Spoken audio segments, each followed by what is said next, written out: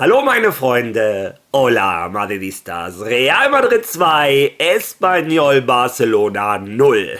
Xabi Alonso startet mit 5 Siegen in die neue La Liga-Saison. Das bedeutet, Real Madrid setzt sich an die Tabellenspitze mit 15 Punkten. Dieser Sieg, der unspektakulär war, bis auf die 2 Tore, aber auch wirklich ungefährdet, setzt natürlich die Konkurrenz heute unter Druck. Atletico Madrid hat ein schweres Auswärtsspiel vor der Brust bei Mallorca und heute Abend der FC Barcelona auch gegen ein immer unangenehmes Getafe. Ja, wie hat Real Madrid diese 3 Punkte geholt? Darüber reden wir in diesem Video. Viel Spaß dabei.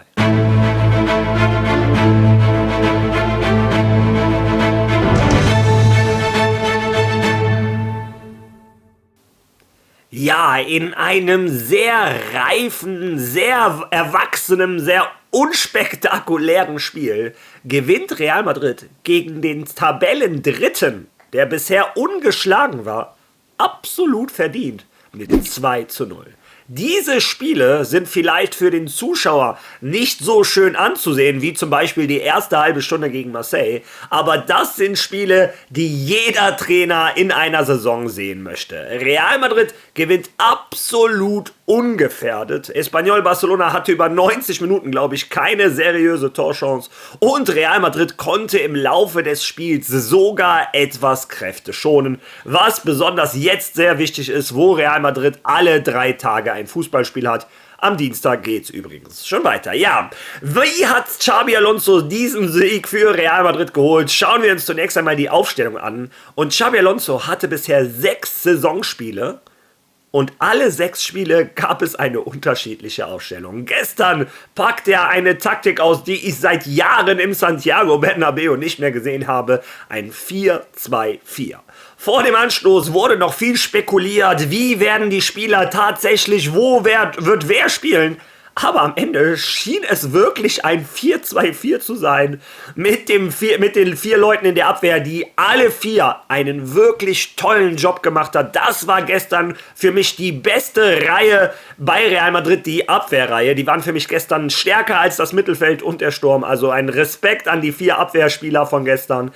Ja, 4 Abwehrspieler, 2 Leute im Mittelfeld, mehr oder weniger, Tchouaméni und Fede Valverde. Ich glaube, die haben das in den Beinen. Und vorne drin sowohl ein Vini als auch ein Mbappé und ein Franco Mastantuono. Aber auch der erste Saisonstart für Gonzalo Garcia. Ja, und man hat dem Spiel angemerkt, dass ein Spielgestalter gefehlt hat.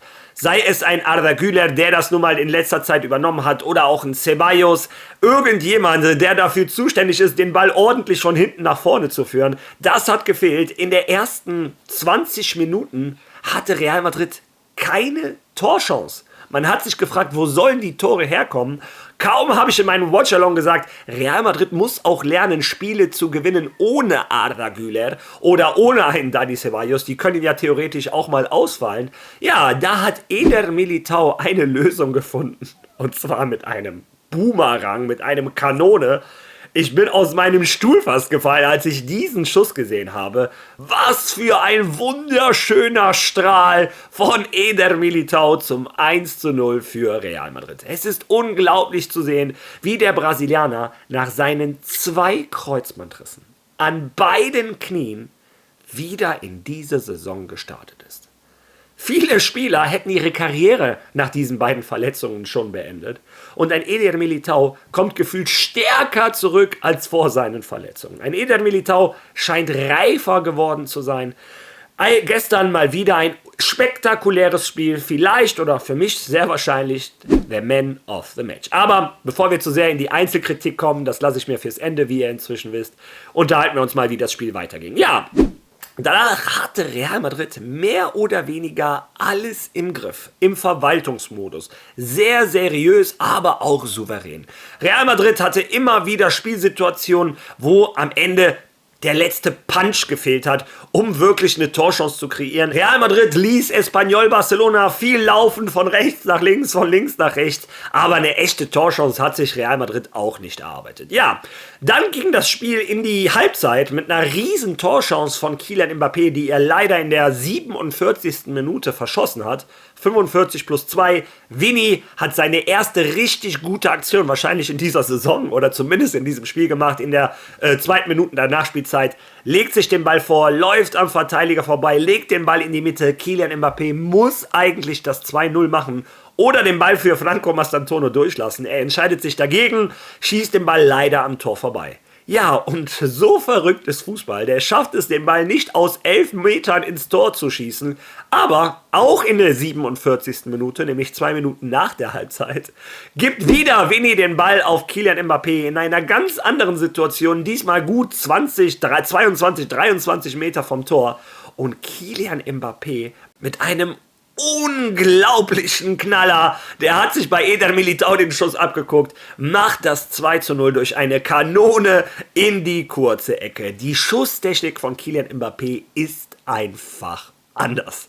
Der Torwart von Espanyol Barcelona hat nicht einmal gezuckt. Also ein unglaubliches Tor des Franzosen, der weiterhin in Topform ist, weiterhin der Leader von diesem Real Madrid. Ja, und danach muss man sagen, ab der 60. Minute wurde Real Madrid auf einmal besser. Besser wurde Real Madrid ganz eindeutig durch die Einwechslung von Arda Güler. Er kam für einen sehr glücklosen Gonzalo Garcia. Man hat ihm angemerkt, dem Gonzalo, dass er lange nicht gespielt hat. Er war gestern verloren auf dem Platz, hatte kaum Ballkontakte. Naja, es ist halt nicht einfach, nach so vielen Wochen Pause wieder reingeschmissen zu werden und direkt abzuliefern. Aber Arda Güler kam rein und das Spiel von Real Madrid hatte wieder viel mehr Sinn, war viel flüssiger. Auf einmal hatte Real Madrid viel mehr gefährliche Situationen, wobei man da auch sagen muss, die Spieler von Real Madrid wurden in der letzten halben Stunde zu egoistisch, meiner Meinung nach. Ich glaube, es liegt daran, du führst schon 2-0, Espanyol Barcelona hat keinerlei Gefahr ausgestrahlt und jeder da vorne wollte nochmal selber für sich ein Tor machen, selber für sich nochmal Werbung machen, damit Xabi Alonso im nächsten Spiel auf ihn setzt. Denn Xabi Alonso hat auch gestern wieder gezeigt, Namen sind ihm egal, Leistung ist ihm wichtig. Ja, das war von den ganzen Einwechslungen auch die Einwechslung, die mich am meisten begeistert hat, sage ich mal ganz ehrlich. Ein Brahim kam noch rein, ein Rodrigo kam noch rein, von denen war nicht viel zu sehen. Stopp! Die Einwechslungen, die mich auch natürlich enorm begeistert haben, waren die Einwechslungen 89., 90. Minute, ganz kurz vor Schluss. Jude Bellingham und Eduardo Camavinga sind zurück. Das war für mich neben dem Sieg das Highlight des gestrigen Nachmittags und beide haben mir auch einen guten Eindruck hinterlassen, vor allem ein Jude Bellingham, der geht in die ersten Zweikämpfe, wo ich gedacht hätte, er schont sich erstmal, er passt auf seine Schulter auf. Denkste, ein Jude Bellingham grätscht rein, holt sich den Ball, setzt sich durch, spielt schöne Pässe und ein Jude Bellingham zeigt, dass er wahrscheinlich einer der besten wenn nicht sogar der beste Mittelfeldspieler der Welt ist. Und wir Madridistas können lächeln. Jude Bellingham stand endlich wieder auf dem Platz. Ja, und wie ihr es jetzt kennt, gehen wir auf die Einzelbewertung der Spieler.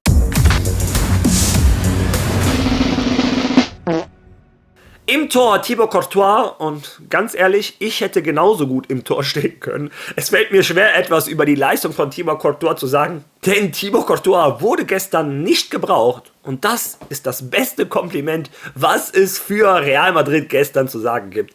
Tolles Spiel unserer Jungs, tolles Spiel, vor allem in der Verteidigung. Espanyol Barcelona war chancenlos. Ja, rechter Verteidiger Dani Carvajal hat einen tollen Job gemacht, war immer wieder aktiv in den Zweikämpfen. Es war fast quasi unmöglich, an ihm vorbeizukommen. Die Stürmer von Espanyol Barcelona haben sich die Zähne ausgebissen an unserem Kapitän. Guter Job, gute Arbeit von Dani Carvajal. Was mir von Dani Carvajal aber noch besser gefallen hat, ist dieses Interview nach dem Spiel. Ich möchte eine kurze Anmerkung machen, mich für neulich zu entschuldigen wegen des Platzverweises in der Champions League, etwas, das meiner nicht würdig ist, bei einem Spiel dieser Art und von mir. Und gut, es soll als Lektion dienen, damit es nicht wieder passiert. Und immerhin haben wir es geschafft. Die Mannschaft hat eine enorme Anstrengung unternommen, um den Sieg zu holen und das nehme ich mit. Ganz starke Worte von unserem Kapitän. Er hat sich entschuldigt, er hat selber sich nicht erklären können, was für einen gravierenden Fehler er gegen Marseille, gegen Rulli gemacht hat. Das sind die Worte, die ich von einem Kapitän von Real Madrid verlange. Tolles Statement und tolles Spiel, Dani Carvajal. Ich hoffe, du lernst auch was draus. Kommen wir dann zu der Innenverteidigung und das muss ich gestern beiden eine 1 mit Sternchen geben.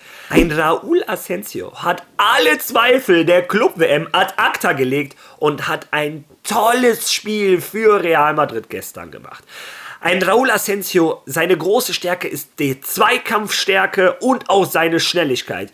Gestern gab es 2, 3 Situationen, wo er mal rechts oder links aushelfen musste. Er erinnert bei diesen Zweikämpfen unglaublich an einen Sergio Ramos, mit welcher Aggressivität, mit welchem Power er in diese Zweikämpfe reingeht. Das macht Spaß zuzuschauen. Ich erinnere mich auch an eine 1:1 Situation, wo der Stürmer von Espanyol Barcelona vor ihm stand. Der Stürmer cuttet und Raúl Asensio klärt den Ball. Standing Ovations im Santiago Bernabéu hat der Junge sich verdient. Tolles Spiel von Raúl Asensio und ich glaube, Xabi Alonso hat richtig entschieden, als er ihn als Ersatz für Dienhausen gestern über die 90 Minuten gebracht hat. An seiner Seite Eder Militao. Ich weiß gar nicht, was besser war und das muss schon was heißen nach diesem Traumtor. Sein Traumtor oder seine Abwehrleistung. Ein Eder Militao wirkt seriöser nach seinen 2 Kreuzbandrissen. Früher war er hier und da mal etwas arrogant, etwas leichtsinnig. Das ist aus seinem Spiel zurzeit komplett verschwunden. Jeder Zweikampf extrem seriös, macht ein taktisches Foul hier, ergattert sich den Ball da, in der Luft sowieso eine Macht. Tolles Spiel des Brasilianers. Linker Verteidiger Álvaro Carreras oder wie ich ihn ab jetzt nenne, Álvaro Cabreras. Für diejenigen, die nicht verstehen, was ich meine. Cabra heißt auf Spanisch Ziege, also mein Goat auf der linken Verteidigerposition, Álvaro Cabreras. Der wird von Spiel zu Spiel besser. Wenn man sieht, wie Álvaro Cabreras Fußball spielt, dann merkt man, was wir in den letzten Jahren vermisst haben. Er ist in jedem Angriff vorne mit dabei. Der ist immer auf der Höhe des Balls. Anspielbar, Doppelpass, startet in die Tiefe, dribbelt, hat eine Seriosität, eine Souveränität in seiner Aktion. Bei Fran Garcia hat man ganz oft das Gefühl gehabt, der denkt, bitte spielt mir nicht den Ball oder der hat ein bisschen Angst vor der Situation. Ein Álvaro Carreras hat Spaß, spielt befreit.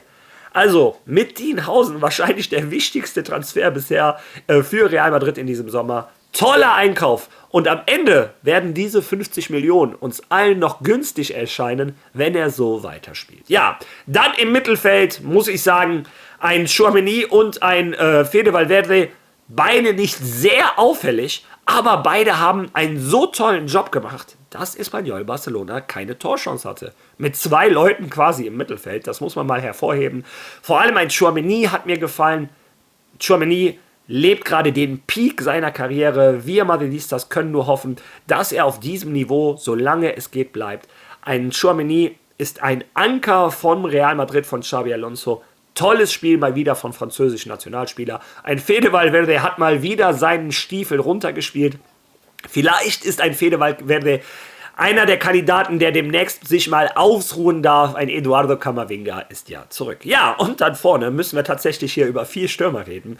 Ein Vini Junior hat mir in der ersten Halbzeit nicht so gut gefallen. In der 45. Minute mit seinem tollen Dribbling scheint er dann aufgewacht zu sein. In der zweiten Halbzeit hat er mir deutlich besser gefallen. Wurde aber gerade, wo er so ein bisschen gepiekt hat, ausgewechselt. Das fanden Vini nicht so gut. Man sieht auch Gesichter, ne? Der war traurig, sauer.